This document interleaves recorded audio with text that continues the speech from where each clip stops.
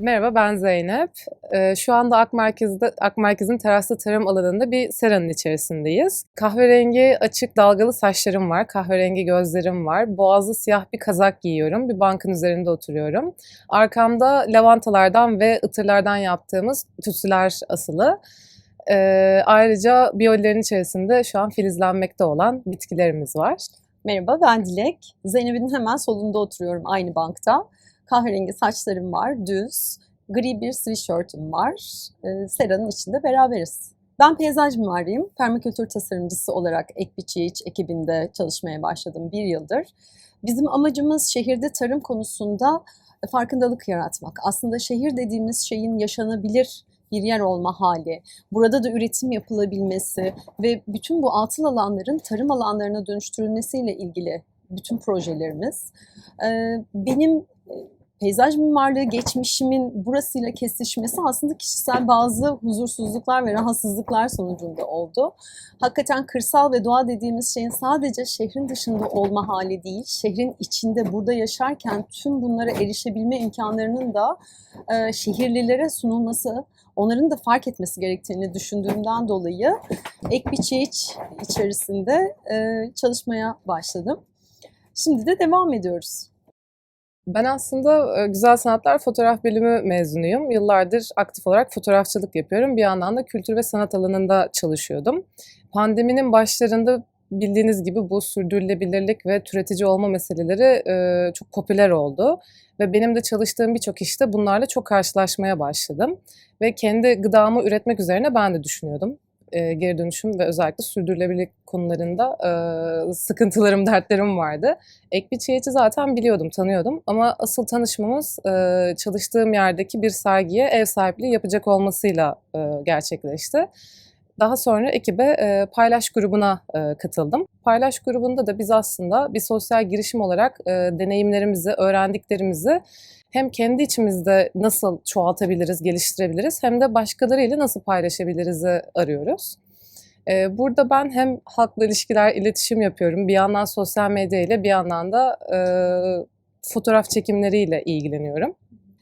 Ekbiçi sosyal bir girişim. Burada şunu özellikle biz ön plana çıkartmaya çalışıyoruz. Kentin içerisindeki bu atıl alanlar ve kentsel tarım kavramlarının pek çok farklı yerde ve biçimde gerçekleştirilmesi üzerine. Benim buradaki tasarımcı kimliğim de aslında bunu sağlamak için. Bizim ekipte şöyle söyleyebilirim, mesleki ayrımlar söz konusu değil. İnsanlar buraya geldikten sonra ve bu çatının altında çalışmaya başladıktan sonra herkes birbirinin işini, birbirinin yaptığı görevi bir şekilde sahiplenerek, birleştirerek işleri tamamlıyor. Bunun içinde bu teraslı tarım projesi de var. Bunun içinde okullarla ilgili yaptığımız projeler de var. Özel işlerimiz de var. Daha çok benim buradaki yer aldığım görev tasarımla alakalı olan kısım. Çünkü permakültür denilen bir tasarım bilimini kendimize yol gösterici olarak kabul ediyoruz. Permakültür, bitki, hayvan ve insanların bir araya gelerek sürdürülebilir ve etik temelli alanlar yaratmasını sağlıyor. Bu demek oluyor ki aslında yaptığımız tüm ölçeklerde bu etik ve sürdürülebilir olma hedefi bizim için çok kıymetli.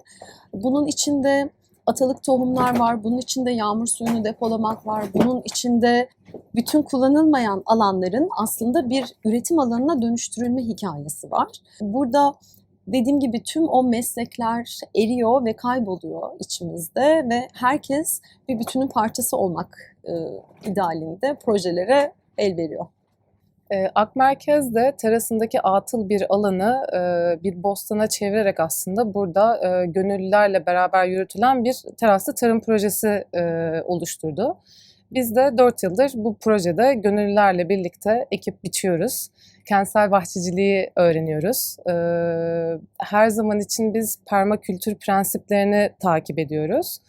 Ekip arkadaşım Dilek'in de bahsettiği gibi biz bir sosyal girişimiz ve buradaki bahçe, bu gönüllü projesi herkes için, herkes katılabilir, her yaştan, her cinsiyetten, herkesin katılımına açık bir proje. Gönüllülük projesinde kadın katılımının daha yüksek olduğunu fark ettik ve bu bizi çok mutlu etti. Çünkü biz de ekip olarak aslında kadın emeğini ön plana çıkaran bir ekibiz. Dolayısıyla kadınların, özellikle çocuklarıyla gelen kadınların olduğunu görmek bizi çok mutlu etti. Erkek egemenliğinin yoğun olduğu bir alan olarak, fiziksel güç gerektirdiği için erkek işi olarak görülebilen bahçeciliğin kadınlar tarafından bu kadar başarıyla ve hevesle yapılabilir olduğunu görmek ve göstermek bizi çok mutlu ediyor. Buradaki gönüllülerimizin kadın yoğunlukta olması aslında bu geçmişten de gelen bir durum. Çok kadim bilgiler kadınlar tarafından çok uzun zamanlar taşınmış. Tohumlar gibi. Bir kadın evlendiğinde çeyiz sandığının içinde kendi evinden tohumlar götürürmüş yeni yaşayacağı yere. Onları kollar, korur, orada büyütür, yeni bir coğrafyaya hazırlarmış. Baktığınızda bu çok kıymetli. Kadının o tohuma sahip çıkma hali, bütün o tohum hafızasının yeniden tazelenirken bir kadının himayesi altında başka bir yerde tekrar canlanıyor olma hali bizi çok etkiliyor. Biz aslında kendimizi bir ekofeminist oluşum olarak da tanımlayabiliriz bu anlamda. Tüm o geçmişten gelen kadınların getirdiği kadın bilgiyi şehrin ortasında yine aynı heyecanla, aynı hevesle devam ettirmeye çalışmak bizim yapmaya çalıştığımız işlerden biri. Zeynep'in dediği gibi 4 yıldır buradayız ve 4 yıl boyunca biz kendi tohumlarımızı yetiştirdik. O tohumlarla yeni bitkiler ürettik. O tohumlar belki de Türkiye'nin her yerine gitti. Buraya gelen gönüllülerimiz sayesinde. O nedenle çok küçücük gibi görünen şeyler aslında çok büyük halkalar halinde oluşuyor ve sonuçlarını izlemek bizim için en büyük keyif, ilham verici olmasını diliyoruz herkes için.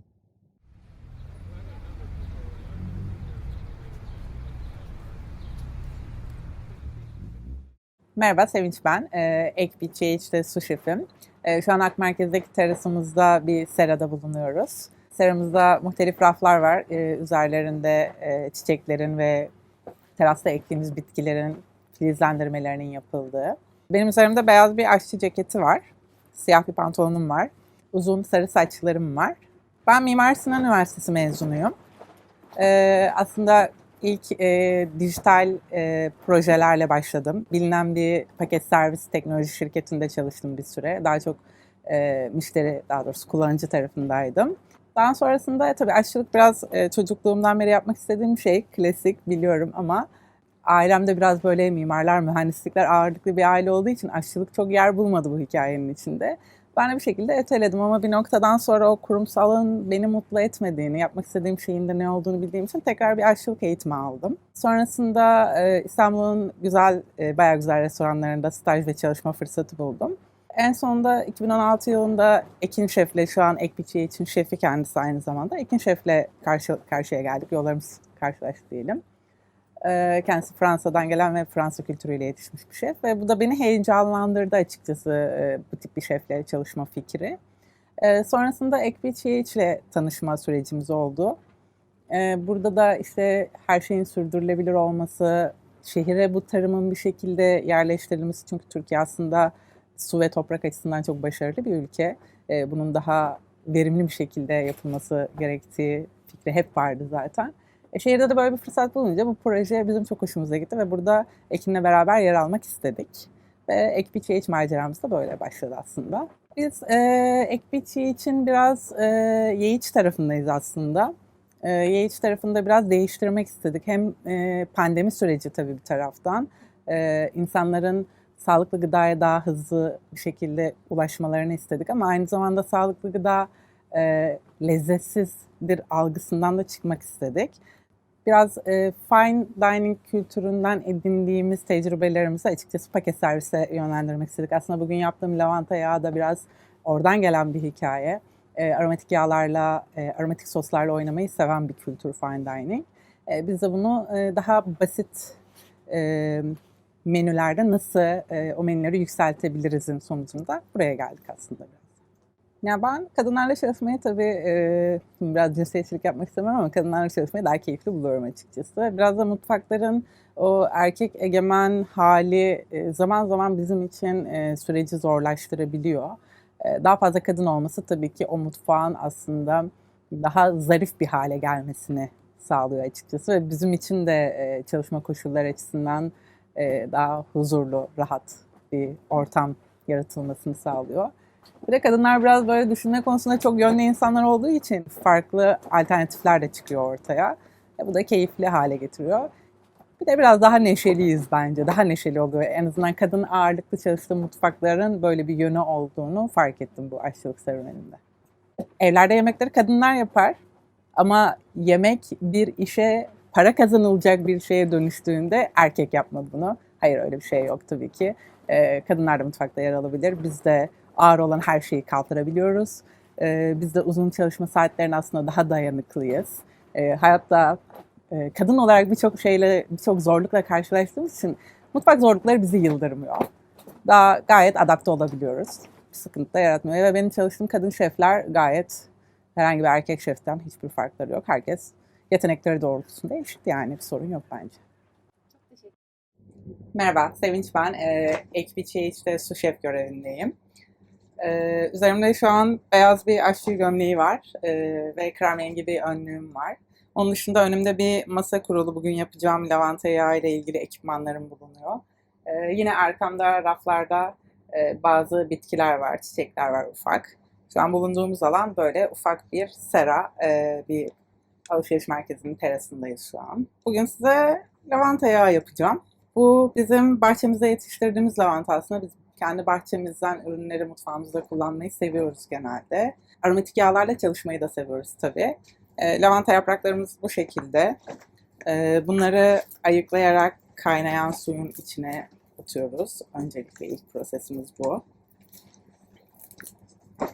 Birkaç dakika boyunca kaynattıktan sonra bunların pişirmesini durdurmak amacıyla sıcak sudan soğuk suya alıyoruz. Bu şekilde biraz soğuttuktan sonra yine bir tülbente alıyoruz süzmek için. Bu tekniğe mutfakta blanch deniliyor. Genelde yeşil sebzeler, yeşil yapraklı sebzelerle ilgili kaynatma işlemlerinde rengin korunmasını öncelikle sağlıyor. İyice kuruttuktan sonra, çünkü bir yağ yapacağımız için su olmasını istemiyoruz ürünün içinde. Sonra bir blender var önümde. Blenderın içine yerleştiriyoruz. Daha sonra burada bir zeytinyağımız var. Yine Manisa'daki yerel bir üreticimizden temin ettiğimiz bir zeytinyağı. Bunu ekliyoruz lavantalarımızın içine. Zeytinyağı eğer çok aromatikse daha, yani ayçiçek yağıyla da karıştırabilirsiniz. Böylece lavantanın aroması daha da belirgin olacaktır. Çünkü çok kaliteli zeytinyağlarında biraz zeytinyağı ezebiliyor lavantanın tadını.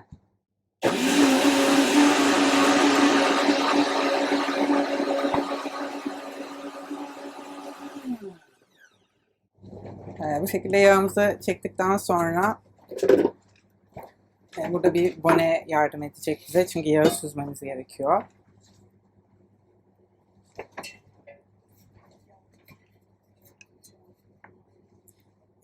Daha katlı bir bone de kullanabilirsiniz ya da tülbent kullanabilirsiniz bu işlem için.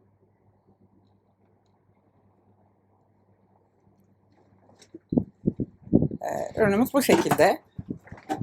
Yaklaşık 48 saat buzdolabında bunu süzmeye bırakıyoruz ve en sonunda şöyle bir yağ elde edeceğiz. Biz bu yağı aromalandırmak için genelde kendi kaselerimizde kullanıyoruz. Lavantanın dışında ıtır yağı, portakal yağı gibi farklı bitki ve meyvelerin yağlarını da kullanıyoruz. Ben size sıkça tercih edilen bir vegan kasemizi yapacağım bugün. Burada lavanta yağını kullandığımız kısım patates salatamız aslında. Patatesleri fırınlayarak kapya biber, taze baharatlar ve soğan turşusuyla ve lavanta yağıyla tatlandırıyoruz. Ve bu şekilde bir mix elde ediyoruz. Kasenin bu tarafına biraz patates. Daha sonra yine biz yerel ve organik tarımı desteklemek istemediğimiz için ve bu şekilde ürünler kullanmayı tercih ettiğimiz için yine bir karabuğday salatamız var. İçinde kuru meyveler, taze baharatlar ve bazı tarçın, yeni bahar gibi kuru baharatlarımız var. Biraz böyle iç pilavvari bir tat elde ettiğimiz bir baz aslında bu da.